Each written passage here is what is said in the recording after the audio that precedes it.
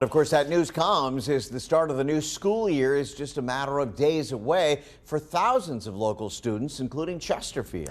But in Hopewell, their new school year has been underway now for less than a month, and they have had to close schools because of staffing issues related to COVID.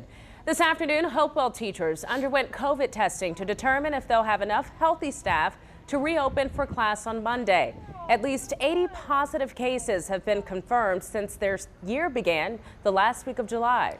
And tonight we have you covered with back-to-school team coverage. We'll begin with Karina Bolster in Chesterfield. She's hearing from parents who are concerned about in-person learning. The typical excitement about returning to school has been replaced with worry for some Chesterfield parents, especially after two children recently died from COVID-19 in the metro area. If my child goes to school and end up contracting it, can give it to the other sibling that can't, and there's no telling what happened.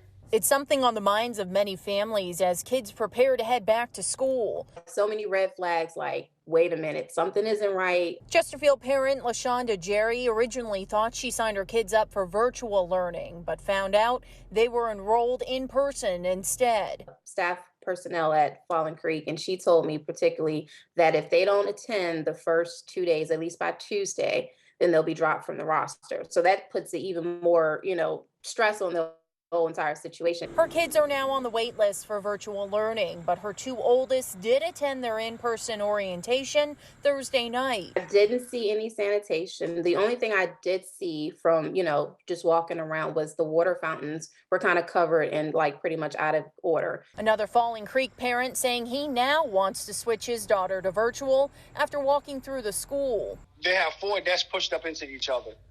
And their motto is, I was told, is 3-foot distance.